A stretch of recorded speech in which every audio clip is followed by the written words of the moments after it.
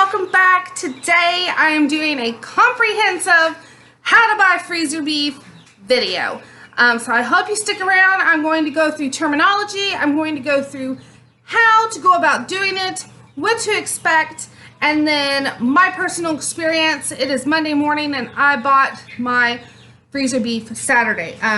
Now this isn't my first rodeo. I've done it a few times, but I feel like I have a good grasp on the good and the bad of how to do it, because if you watch me at all, then you know last year was not a good experience when it came to my freezer beef. So I know better because I've done it. So without further ado, let's get started. So you want to buy freezer beef. What is freezer beef? It is essentially a buying in bulk of cow. So you can get it in already pre-done packages, like they'll have grilling packages or a 40-pound bundle, things like that, which you're going to be paying per pound of packaged meat, which is going to be the most expensive way to go. Or you can do an eighth of a cow, quarter cow, half cow, whole cow. And of course, the more you get, the more savings you're going to have. So a quarter cow isn't going to be as much of a savings as getting the whole cow. So it's something to think about, especially if you know someone else that may also want freezer beef. You can always go in on the cow together. Oh, one of my chickens are out. Sorry about that. I have some very flighty chicks. So where was I? Anyway, you can go in with someone to where you're getting the better price point, but you're not having to figure out what to do with all the meat. I will say a quarter cow lasted about half a year for my family of 3. When I turned into a family of 5, I needed a whole cow. And we'll still, last year we ran out, I think in November. So it was close to, I could have stretched it and made it last a year, but that's just a price point. It also depends on if you're only going to be eating cow or if you're also going to be eating chicken or pork or fish or whatever, as to how long it's going to last you. So some terminologies before I go into how to find it and purchase one is you're going to have packaged weight, you're going to have hanging or carcass weight, and you're going to have live weight. Live weight is usually going to look like a cheaper price, but you are paying for the whole cow live. So you're paying for about 60% of stuff that you're not going to get. You get about 40% of whatever the live weight is, and that would be your hanging or carcass weight.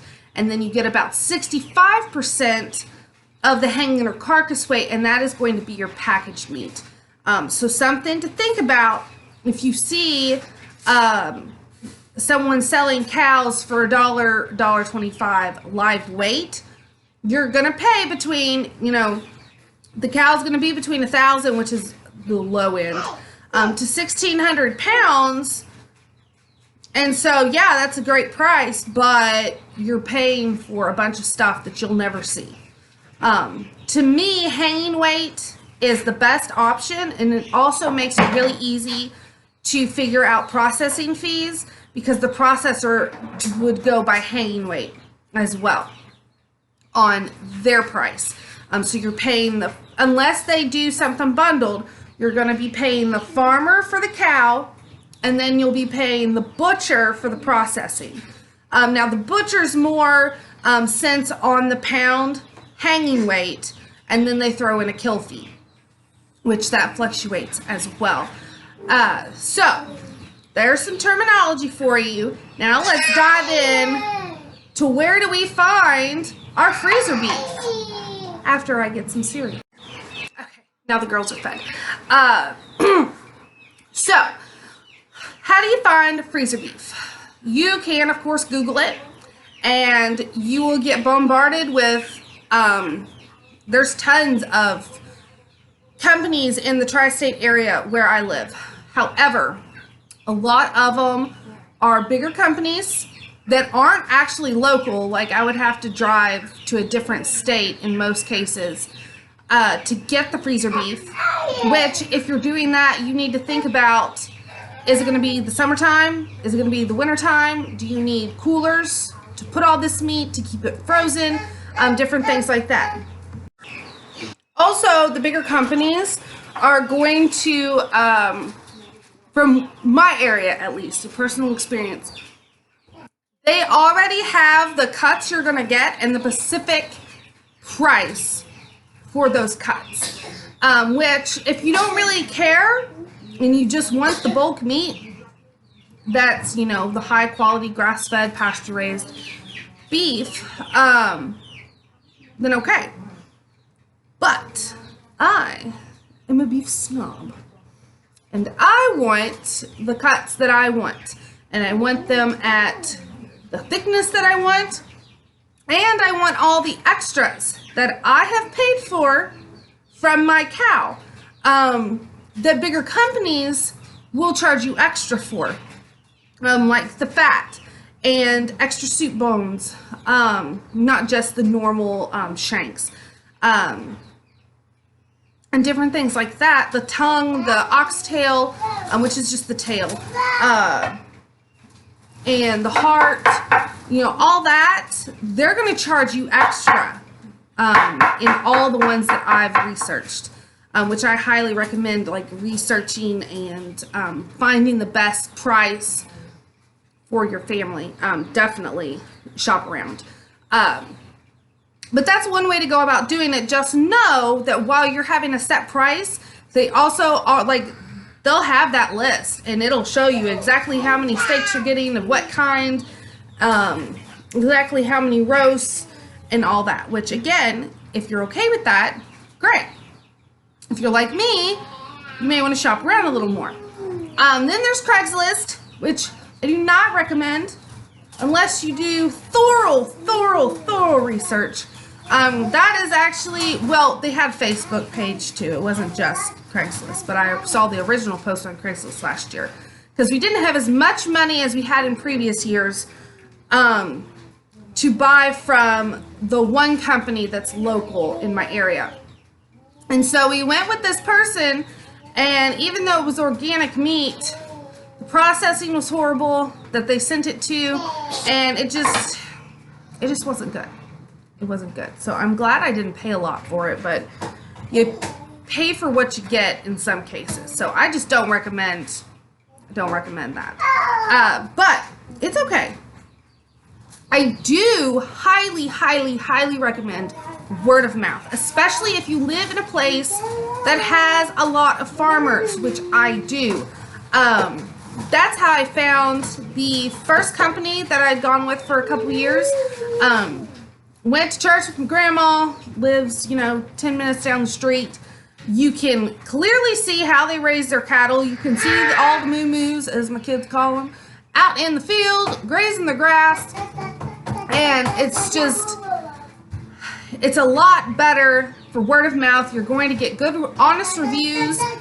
And in most cases, I mean, if it's local, then it's okay. You can drive by and see how the cows are being raised, like what the property looks like. Is it clean? Which, I mean, relatively speaking with cows, but. And I've just had the best experience with the word of mouth. It's just, to me, that's the way to go. You get to be one-on-one with the farmer, and it's just, and then you can go to a local butcher, and it's just, to me, it's an all-around good experience. I strayed for a year, and I will never do that again. And actually, after trying this meat, And dealing with this butcher and this farmer, I'm sold. Like, until this guy doesn't do it anymore, he's getting my business every year for a cow. And I kind of wish that he still did pigs, because I'd get a pig from him too. But anyway, I digress. So that's kind of like the gist of the terminology that you're going to see and how to go about finding a source to get your freezer beef. Now, what to expect. So you contact the farmer or the company. You tell them you want freezer beef. You tell them how much you want. Now, depending on if it's a just a farmer or a business. If it's a business, you can usually get away with ordering a quarter or a half and then just freezing the other half if they don't have someone else interested. And then, well, hand it to me. If they don't have someone else interested, and they'll just sell it in their packaging. However, if you're dealing with just Farmer John down the road, you're going to run into a potential problem of needing to wait until someone else also wants a half a cow. But of course, you can avoid that if you already have someone wanting to go in with you, or like 4 different family members and each want a quarter cow, and you're going to split the cost. It just will make things run a lot smoother, unless the farmer also wants freezer beef, and then of course you're left out. But something to think about when you go in. So you order the beef and you tell them what you want. For us, it took a month to get into the butcher. And of course you can shop around on your butcher shops, but the farmer may charge you a fee to transport if it's not their normal butcher. I went to their normal butcher that they do here in my area, and so he didn't charge me any extra. If I would have gone to the butcher that the other company that I used to use did, or took theirs to, I would have been charged a fee. So,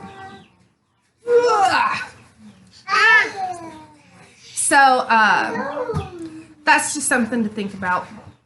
And then once it gets to the butcher's, it'll be another 2 weeks before you see the meat.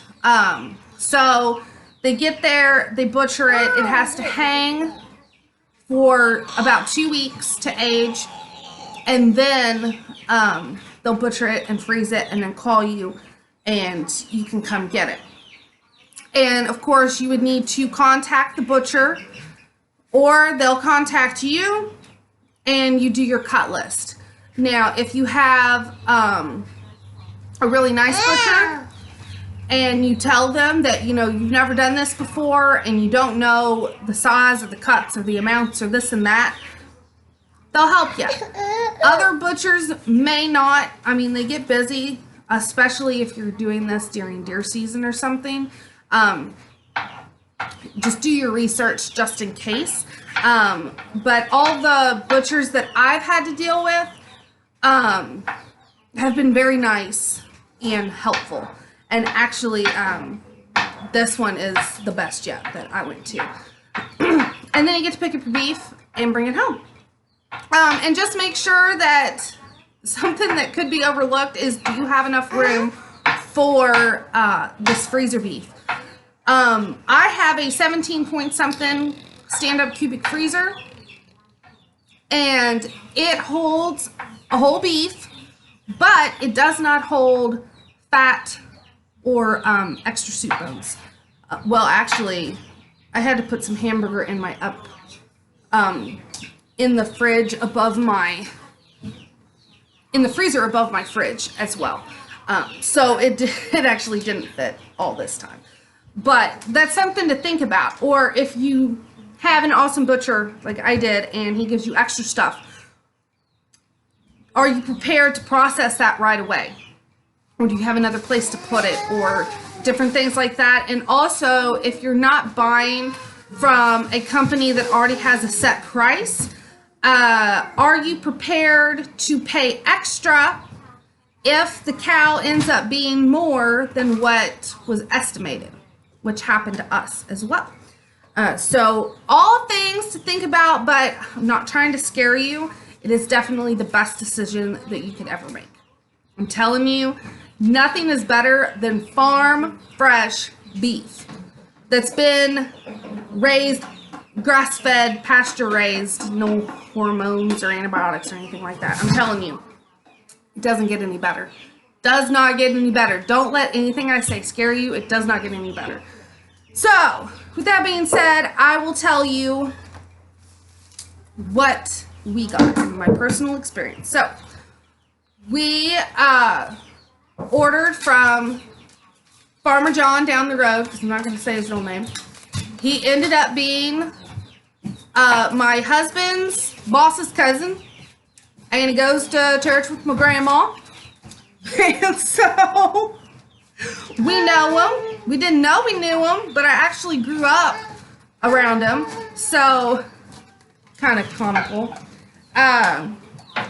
But he had his beef for $2.25 a pound hanging weight.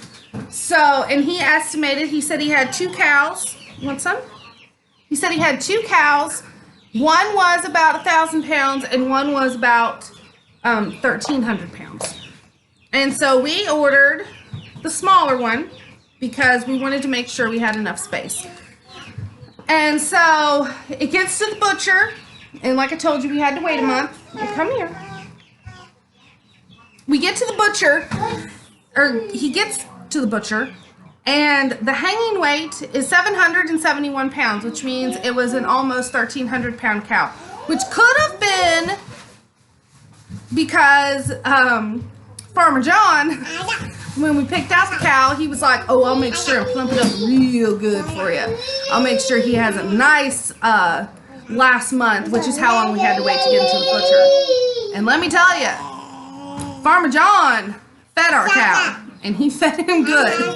But anyway, so it was 771 pounds and then of hanging weight, and then we got about 460 pounds, well, we got about 420 pounds of meat, but with the added stuff, it was more like 460, 470 pounds, and I'll talk about that in a second, or extra.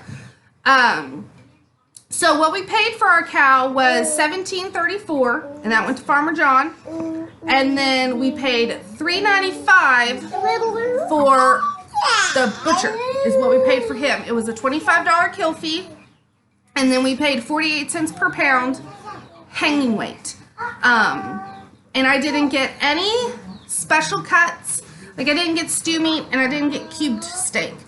Those will cost you an extra, like, I think 50 cents per pound for however much of that you get done. So just something to think about. Special cuts like that are going to cost you a little more. So, what did I want to go over?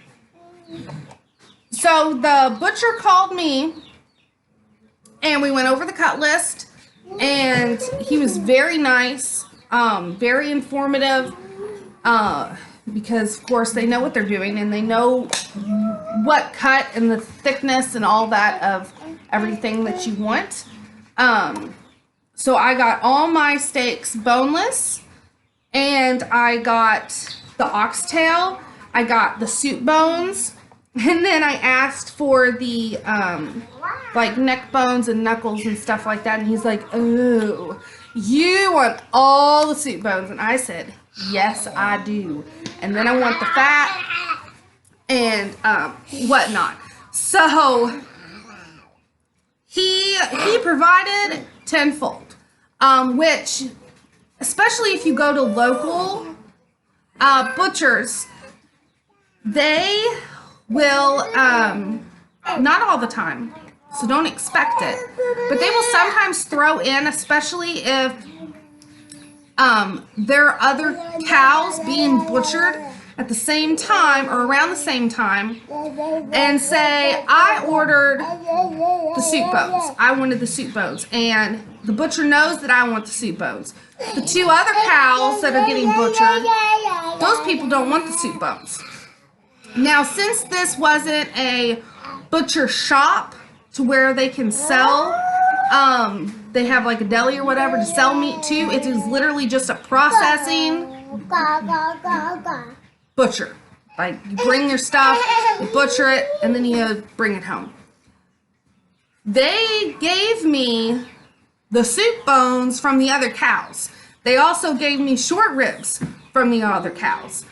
They also gave me an extra brisket, an extra heart, an extra livers. So all that I got for free. I didn't have to pay for any of it, and I got it all for free. So it's like Christmas. But what I did get was 42. Oh, that's another thing. You want to kind of know what types of steaks you want and like. For instance, you can get, here, let me have this steak, and you can have the rest. There you go. For instance, I don't like T-bone. So here, over there, here's a pin. For instance, I don't like T-bone, so I got New York strip and filet mignon. Here, take that one. Here. Gotta keep them happy for another 5 minutes. I like filet mignon, so I got New York strip filet mignon instead of getting T-bone. Just different things like that. And then, of course, if you don't like stew meat or you don't like roasts, all those can be made into either steaks or hamburger. You could get the whole cow and get almost all of it hamburger if that is what you so desire. It's whatever you want. So what I got were 42 New York strips, 36 ribeyes, 34 sirloin steaks, 28 fillets, 4 briskets, which is 2 briskets cut in half, because they're like 5 pounds a piece. Like my halves, huge. 5 sirloin tip roasts, 6 arm roasts, 20 chuck roasts, 4 rump roasts, 22 packs of short ribs, 22 round steaks, oxtail, 198 burgers, and I did those in 1 pound packaging because I will stretch my meat and I won't use more than a pound. My husband has never seen more than a pound of meat in any dish that I've made, and I don't care if I'm making a huge vat of chili or a huge pot of spaghetti. There is never more than a pound of meat in there because I can stretch that. He never knew when we first got together for like the first 5 years of us being together, because we didn't have a lot of money. I would buy the 3-pound roll of hamburger and I would make 6 meals out of that.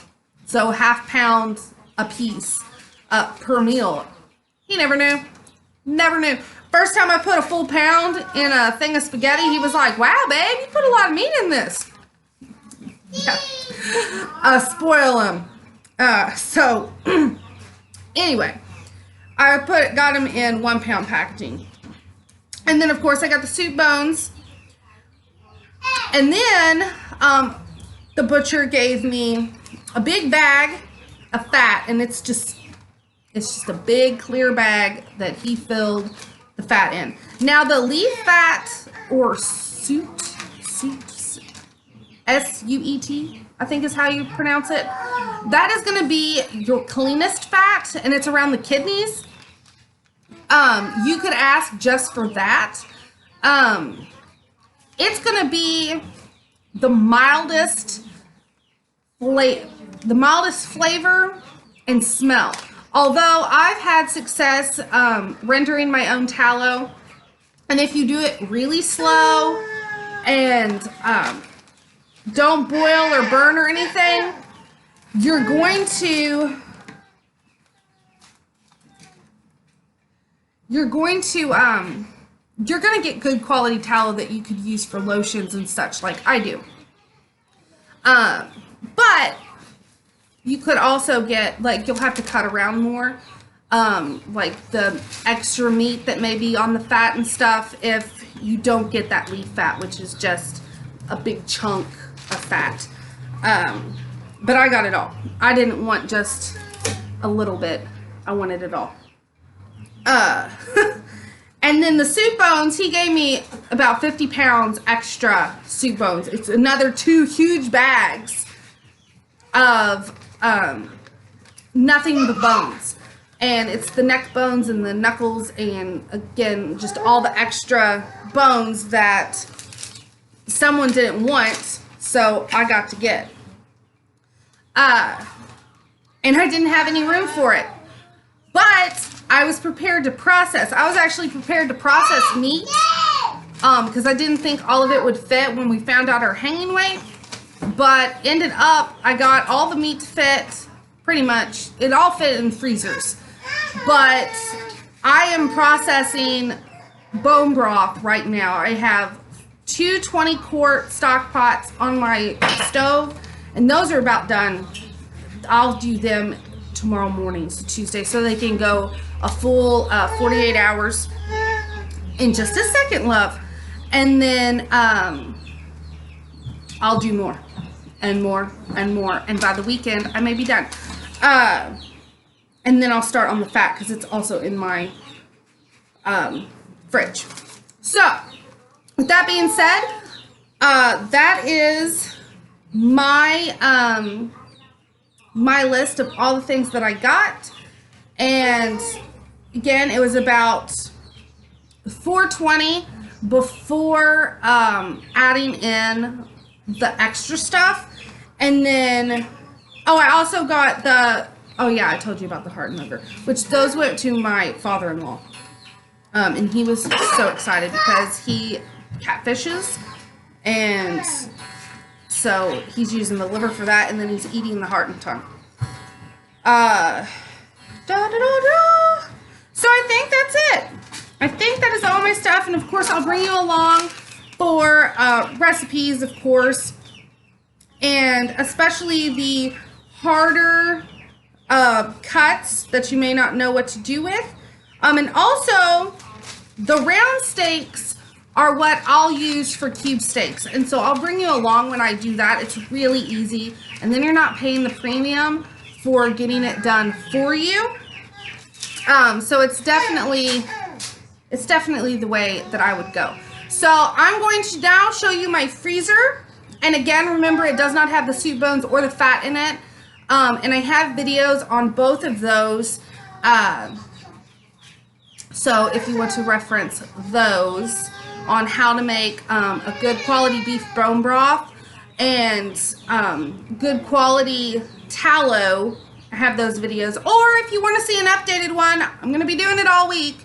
So leave me a comment if you want to see some canning that I've already done, but I'll be more than happy to do again if that is what you want to see. But let's go look at my freezer. All right, guys, so here is my freezer packed to the brim. I have you on my laptop, so I'm trying to get the angle, but here is everything. I tried to organize it as much as I could. So the door is nothing but hamburger, and then of course you can see hamburger stuffed everywhere. And I have all the steaks in one area, the roast in one area, and then everything, just everything. It's all in here. But I'm going to shut it because I don't want it to frost. Because it already, excuse me. So that is my freezer. Again, there's some extra in the upstairs, and then upstairs. The one above my fridge. And then, of course, my fridge is filled with bones and fat. But yeah, so I'm super happy. I really hope that this gets you to wanting some high quality meat in bulk at a lower price.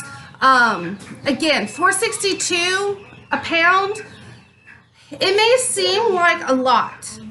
I get that. Because sometimes they run sales for $1.99 a pound on the hamburger rolls at like Kroger. But where did the meat come from?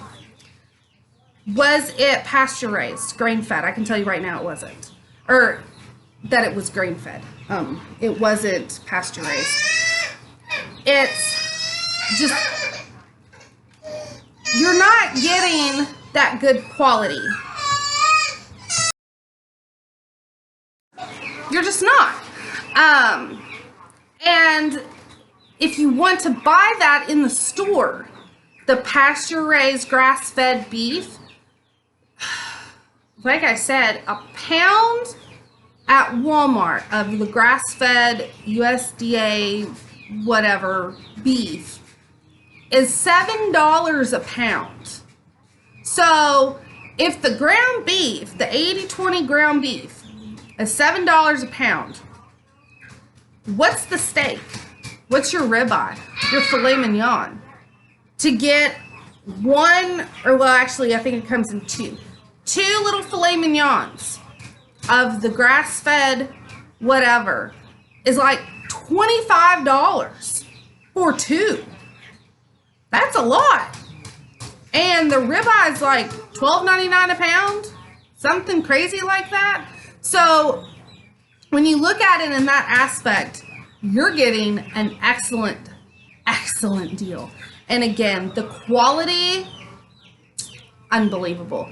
We've eaten beef every day, and I made my monthly meal plan last night, and it's beef. Like, I have some chicken threaded through, and I have a pasta night, couple pasta nights, but the majority is beef because it's just so good. So good. So I'm done babbling. I really hope you enjoyed this video. I know it's on the longer side, but I really wanted a good comprehensive guide to buying freezer beef. So I hope you enjoy, and I will see you guys on my next video. Thanks for watching.